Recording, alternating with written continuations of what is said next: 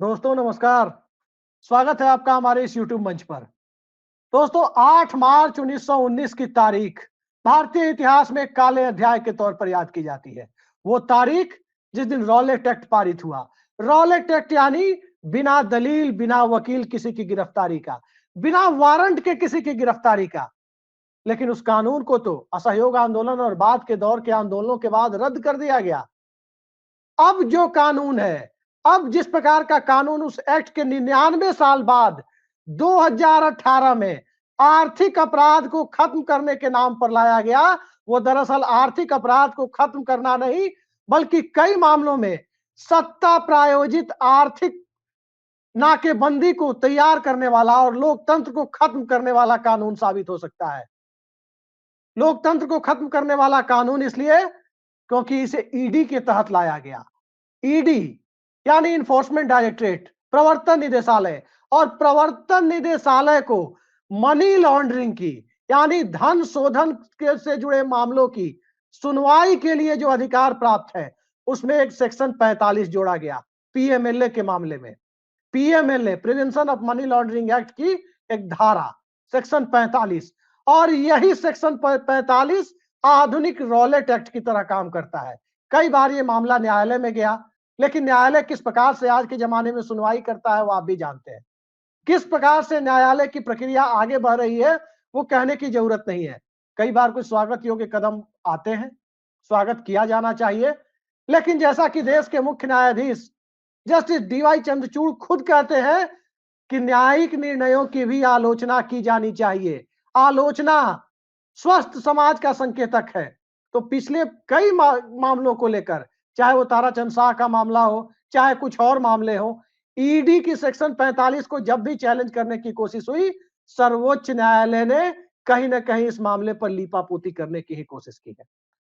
अगर लीपापोती की कोशिश नहीं होती तो मनीष सिसोदिया इतने दिनों से जेल में नहीं होते।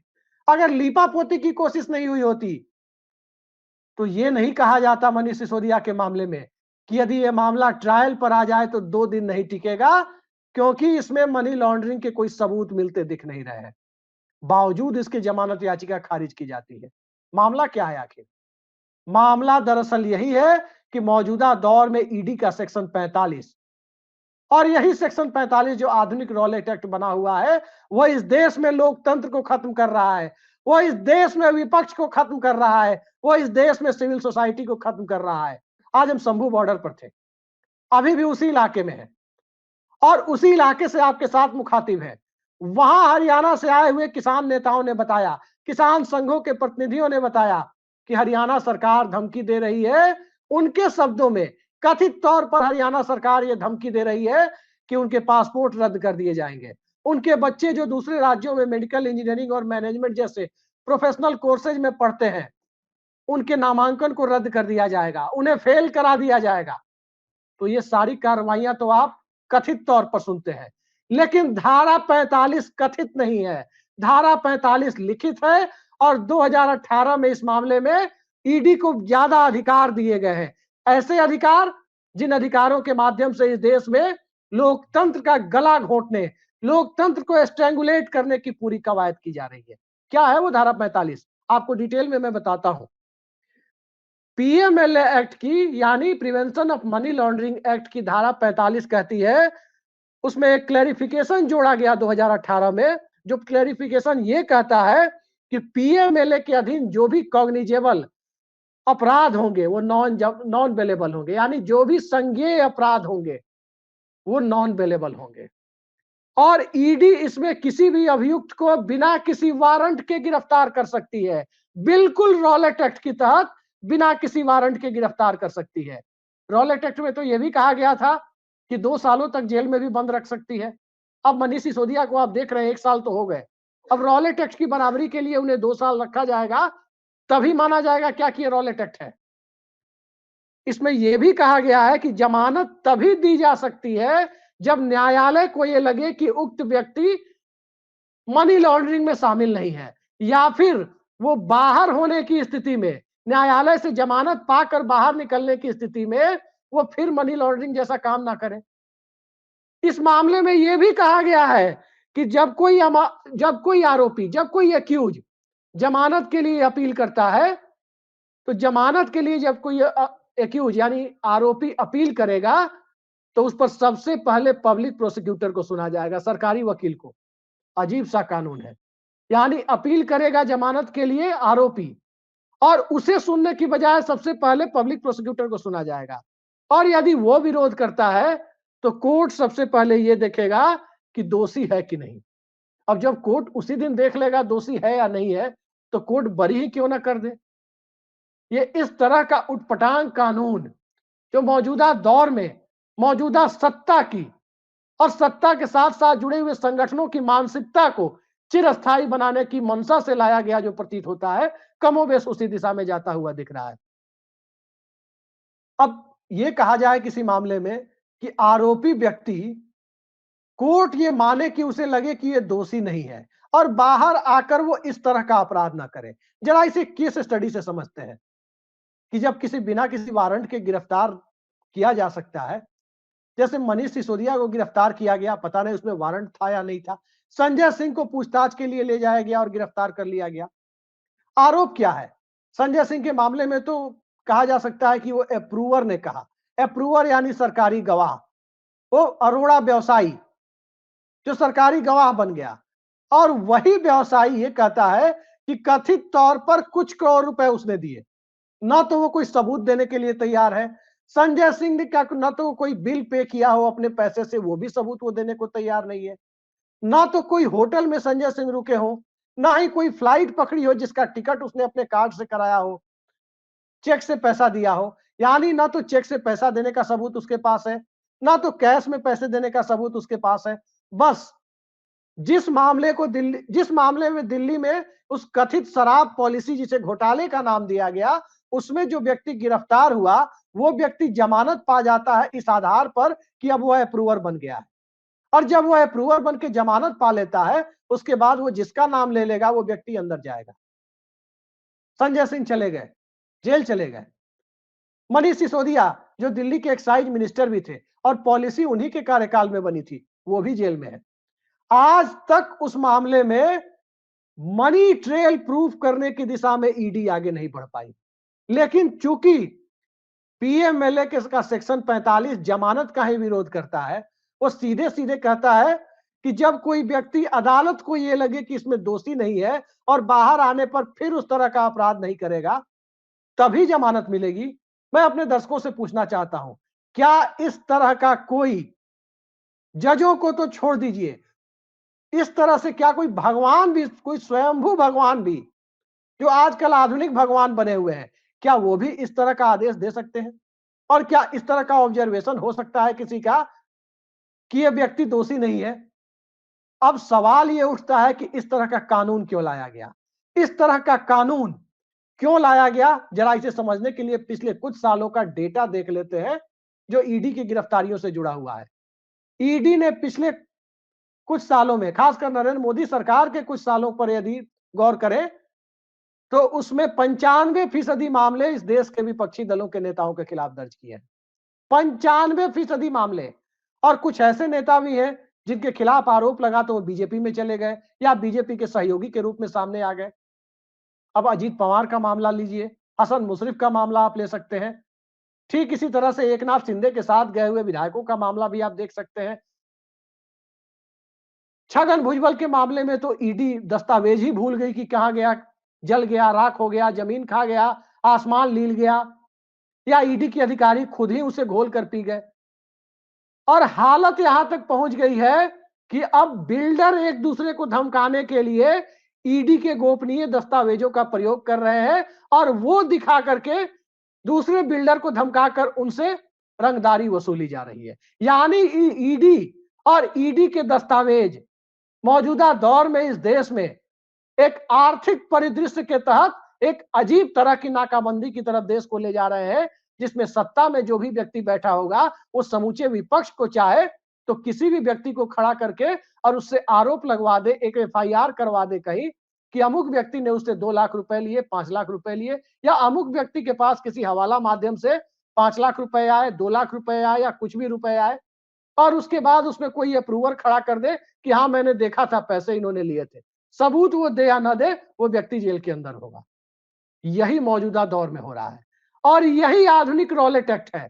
और जब यही आधुनिक रॉलेट एक्ट है तो आप समझ सकते हैं कि हेमंता बिश्व शर्मा भारतीय जनता पार्टी में क्यों गए थे।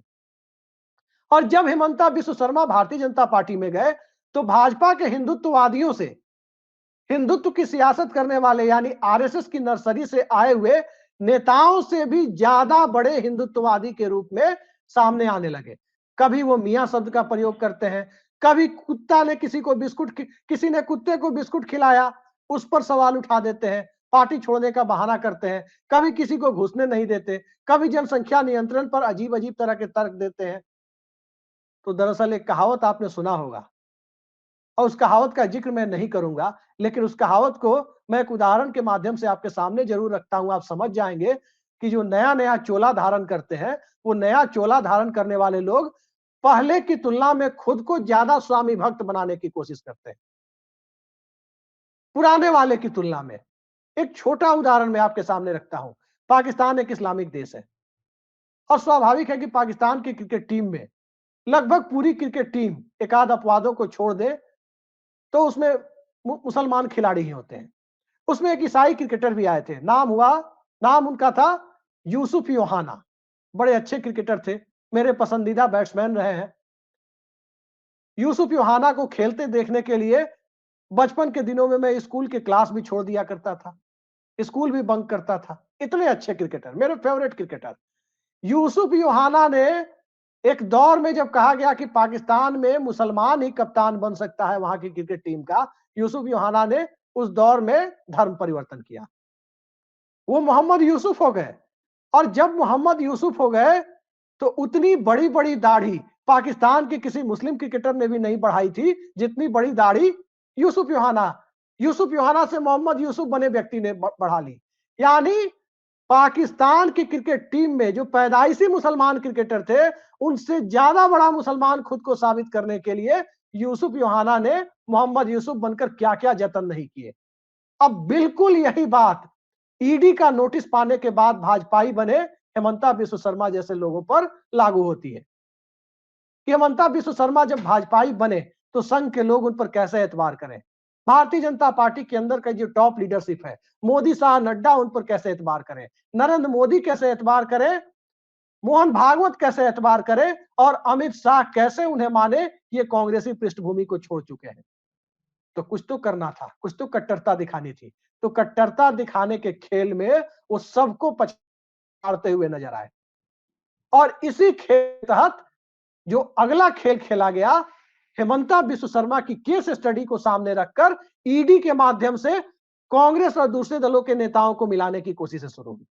कुछ पर नोटिस दिया गया और कुछ को नोटिस की अंदर खाने धमकी दी गई। एक नेता है, उनकी एक बैटरी की कंपनी हुआ करती थी, जो टॉर्च में या फिर रेडियो में जो सेल लगता है, उस सेल की कंपनी हुआ करती थी।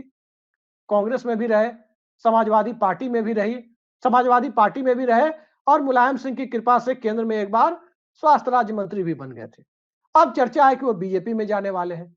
अब स्वाभाविक है कि जिनकी बैटरी बनाने की कंपनी हो और कोई भी कंपनी कोई व्यक्ति चलाता है, कोई भी व्यापार करता है, थोड़ा बहुत टैक्स का मामला इधर उधर तो करेगा, तो मनी लॉन्ड्रिंग का मामला उसका बनाया भी जा सकता है। तो आप सोच सकते हैं कि बीजेपी का रास्ता कैसे खुलता है।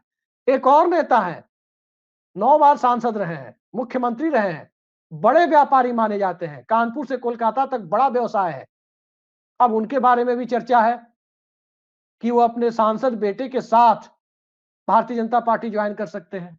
अरविंद केजरीवाल लगातार कह रहे हैं कि पीएमएलए के सेक्शन 45 को यदि हटा दिया जाए तो भारतीय जनता पार्टी के अंदर से कई सारी क्षेत्रीय भाजपा निकल जाएगी।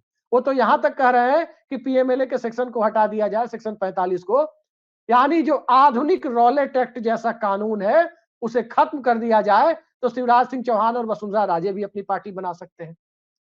तो सत्ता को बनाए रखने के लिए क्या क्या जतन नहीं किए जा रहे हैं। आप सोच सकते हैं कि एक तरफ 2003 में अटल बिहारी वाजपेयी की यानी इसी भारतीय जनता पार्टी की सरकार ने दल बदल कानून को सांसदों के मौलिक अधिकारों के हनन जितना कठोर बना दिया। अब पार्टी में रह करके किसी भी बात पर सवाल उठाएंगे तो कीर्ति आजाद वाला हाल होगा। कीर्ति आजाद ने डीडीसीए में भ्रष्टाचार का मामला उठाया और कट गया उनका दरभंगा लोकसभा सीट का टिकट, क्योंकि डीडीसीए पर एक दौर में कब्जा अरुण जेटली का हुआ करता था। और अरुण जेटली आप जानते हैं कि नरेंद्र मोदी और अमित शाह के कितने दुलारे हुआ करते थे। यही हाल होगा। 2/3 की संख्या आप पूरी कर लें तब भी किसी पार्टी में जाकर मर्ज कर सकते हैं, भले ही उस पार्टी से आपकी विचारधारा मेल खाए या ना खाए, लेकिन नई पार्टी नहीं बना सकते। नई पार्टी बनाने के लिए आपको संसद या विधानसभा की सदस्यता ही छोड़नी पड़ेगी। तो एक तरफ विधायिका में तानाशाही की प्रवृत्ति वाले कानून के और उसके लूप होल्स का फायदा उठाया जा रहा है, दूसरी तरफ मनी लॉन्ड्रिंग के मामले में, उस मनी लॉन्ड्रिंग के मामले में भी इस ढंग के कानून बनाए गए जिसमें सिर्फ आरोप होना चाहिए और आरोप लगाने वाले व्यक्ति का सामने होना चाहिए, भले ही उसके पास सबूत हो या ना हो, भले ही वो कह दे कि कौआ कान लेकर चला गया है और कान कौआ इन्हीं का था, अमुक व्यक्ति का कौआ था, वही कौआ, उन्होंने ट्रेनिंग दी थी कि कान उनका जाके उखाड़ करके लेके उड़ जाओ, बस वो इतना कह दे और उस कान की कीमत 2 लाख रुपए है, तब भी वो व्यक्ति जेल चला जाएगा जिसके ऊपर आरोप लगा दिया जाएगा कि उसी का कौआ था। कमोबेश इसी तरह का कानून पीएमएलए का सेक्शन 45 है। यदि ये सेक्शन 45 पीएमएलए का बरकरार रहा तो इस देश में लोकतंत्र का कोई मतलब नहीं है, और यदि ये सेक्शन 45 पीएमएलए का बरकरार रहा तो इस देश में चुनाव का भी कोई मतलब नहीं है, क्योंकि चुनाव के बाद भी जो जीत कर आएगा, आज भारतीय जनता पार्टी की सरकार है, कल को कोई दूसरी सरकार भी आ सकती है। लोकतंत्र है, सत्ता आनी है जानी है, एक आएगा दूसरा जाएगा, दूसरा जाएगा तीसरा आएगा, कोई भी आएगा कोई भी जाएगा, इस कानून का दुरुपयोग करेगा। और आप भूल जाइए कि अब दिल्ली में कोई जेपी आंदोलन कर पाएगा, भूल जाइए कि दिल्ली में कोई अन्ना आंदोलन कर पाएगा, भूल जाइए कि दिल्ली में कोई महेंद्र सिंह टिकैत आएंगे और किसान आंदोलन कर पाएगा। इसलिए नहीं कर पाएगा क्योंकि जब आरोप ही लगाने हैं, सत्यता उसकी हो या ना हो, उसे जेल में ही डाला जाना है, बिना वारंट के गिरफ्तार किया जाना है। तो आप सोच सकते हैं कि भला झारखंड में किन परिस्थितियों में हेमंत सोरेन को गिरफ्तार किया गया, किन परिस्थितियों में 5 बार ईडी के समन को अरविंद केजरीवाल ने धक्का बताया, और किन परिस्थितियों में संजय राउत को, वो संजय राउत जो महाविकास आघाड़ी के आर्किटेक्ट माने जाते हैं, उनकी पहले गिरफ्तारी की गई और जब उन्हें जमानत दिया गया तो जमानत देने वाले जज ने जो टिप्पणी की, वो टिप्पणी सुनने लायक है। साफ साफ जज ने कहा था कि आखिर किस मूर्ख आदमी ने इस मामले को, इस दीवानी मामले को, यानी सिविल मैटर को पीएमएलए के तहत आपराधिक मामला यानी क्रिमिनल मामला बनाया। तो इस एक केस से, संजय राउत वाले केस से आप अंदाजा लगा सकते हैं कि भारत में पीएमएलए का दुरुपयोग कितना हो रहा है। मनीष सिसोदिया, संजय सिंह, सत्येंद्र जैन और भी दूसरे राज्यों में दूसरी पार्टियों के लोग हैं। अब हेमंत सोरेन, ममता बनर्जी की पार्टी में आप देख सकते हैं। मामला तो यहां तक आया कि ममता बनर्जी की पार्टी की तरफ से मनमोहन सिंह सरकार में रेल मंत्री रहे मुकुल राय, उनको भी नोटिस मिला था, वो चले गए बीजेपी में, और जैसे ही वो बरी हुए उसके बाद वापस उन्होंने बीजेपी छोड़ दी। अब उसके बाद एक नया मोडस ऑपरेंडी अपनाया गया, नया तरीका कि जिसको भी पार्टी में लेना है उसको एक्विटल नहीं दिलानी है, उसके मामले की जल्द सुनवाई नहीं करनी है, क्योंकि यदि एक्विटल मिल गया तो व्यक्ति फिर कहीं दूसरी जगह चला जाएगा। तो उसके बाद से जो नोटिस हेमंता को मिला, जो नोटिस दूसरे लोगों को मिला, याद रखिए उसमें किसी भी मामले में एक्विटल नहीं दिलाएगा। और एक बड़ी बात यह है कि ईडी आपको नोटिस दे देगी, ईडी आपको गिरफ्तार कर लेगी, किसी से एफआईआर करा के कहीं भी कितने रुपए लिए हैं और वो मामला गलत तरीके से आया है, गलत तरीके का पैसा है, वो गिरफ्तार कर लेगी ईडी। लेकिन अब आपको साबित करना है कि वो पैसा हमारा नहीं, वो हम नहीं लिए हैं। अब जब व्यक्ति जेल में होगा, जिस पैसे का अता पता ही नहीं है, ये सुनने के लिए ना तो न्यायालय तैयार है और ना ही ईडी के लोग तैयार हैं कि आखिर जो पैसा आया ही नहीं वो साबित कैसे करे कि मेरा नहीं है। पैसा आया होगा, पैसा कहीं गया होगा, उस पैसे का सबूत होगा कि हाँ पैसा आया था, पार्टी फंड में गया या निजी फंड में गया, पैसा आया था। और जब पैसा आया था उसका ही सबूत नहीं है, वो ही साबित नहीं हो पा रहा है, तो भला ये कोई कैसे साबित कर सकता है कि जो पैसा आया वो मेरा नहीं था या मेरे पास नहीं आया। कल्पना के आधार पर बनाया गया कानून इस देश में लोकतंत्र की परिकल्पना को ही खत्म करने पर उतारू हो जाए तो निश्चित तौर पर दुनिया के सबसे बड़े लोकतंत्र में लोकतंत्र खतरे में है। ईडी के इस ड्रैकोनियन प्रावधान की वजह से खतरे में है। तो इसके कहने में कोई आश्चर्य नहीं होना चाहिए। आश्चर्य इसलिए भी नहीं होना चाहिए क्योंकि सत्ता को बनाए रखना और सत्ता में बने रहना जब सत्ताधीशों का एकमात्र कर्तव्य हो जाए, तो आपने तो संविधान सम्मत इमरजेंसी देखी थी और उस दौर के भी जजमेंट को देखिए। जब शिवकांत शुक्ला वर्सेस एडीएम जबलपुर के मामले में सुप्रीम कोर्ट ने 2-1 से फैसला दे दिया था कि right to life can be suspended during emergency, यानी जीवन का अधिकार जो अनुच्छेद 21 है उसे भी आपातकाल के दरमियान सस्पेंड किया जा सकता है। और 2-1 के फैसले में जस्टिस एचआर खन्ना ने जो अलग व्यू दिया, डिसेंट व्यू दिया, जो इस जजमेंट से सहमत नहीं थे, उन्होंने अपनी बेटी को पत्र लिखकर कहा था, जो चीफ जस्टिस बनने के दावेदार थे, सीनियर मोस्ट थे, कि I am going to cost chief justiceship of India. यानी इस मतांतर के लिए, इस अलग मत के लिए कि राइट टू लाइफ को सस्पेंड नहीं किया जा सकता है, ये हमारा मत है। और इस मत को रखने के लिए इस देश के मुख्य न्यायाधीश के पद की कीमत हम चुकाने जा रहे हैं। और अंततः वही हुआ, 3 जजों को सुपरसीड करके जूनियर जज को बनाया गया चीफ जस्टिस। याद रखिए, तब कोलेजियम सिस्टम नहीं होता था। कोलेजियम सिस्टम 1992-93 के दौर में आया। हम 1975-76 की बात कर रहे हैं। और आज के दौर में कमोबेश इसी तरह की चीजें हो रही है कि कोई जज खुल करके फैसले दे पाने की स्थिति में बहुत कम जज ही हैं। प्रशांत भूषण तमाम तरह की बातें करते हैं। दूसरे वकील कहते हैं कि जमानत से जुड़े मामले एक खास जज को ही क्यों जाते हैं, और वो अक्सर जज जमानत देने के लिए आते क्यों नहीं है। जब इस देश में जमानत मांगना और जमानत लेना अपराध हो जाए तो लोकतंत्र की बात छोड़िए, नागरिक समाज को खड़ा रखने की जगह सिविल सोसाइटी यानी नागरिक समाज की जगह ओबीडियंट सोसाइटी यानी आज्ञा पालक समाज की एक ऐसी बुनियादी संरचना को तैयार करने की दिशा में पहला कदम उठाया जा रहा है, जिस कदम से लोकतंत्र कदम ताल नहीं कर सकता। और जब लोकतंत्र कदम ताल नहीं कर सकता तो आने वाले समय में ईडी के सहारे चल रहा और घिसट रहा लोकतंत्र कहां इस देश को लेकर के जाएगा और कितने लोग कब जेल में होंगे। हो सकता है कि जितने लोग विपक्ष की बेंचों पर दिखे, विपक्ष की बेंचों के लिए और विपक्ष की बेंचों पर बैठे लोगों के लिए कैमरे का इंतजाम या जूम और स्टीम यार्ड का इंतजाम संसद की कार्रवाई के लिए जेलों से ही किया जाए। वो दिन दूर नहीं है। फिलहाल उस दिन की प्रतीक्षा कीजिए या लोकतंत्र को बचाने की दिशा में पहल कीजिए। आज के लिए इतना ही। नमस्कार।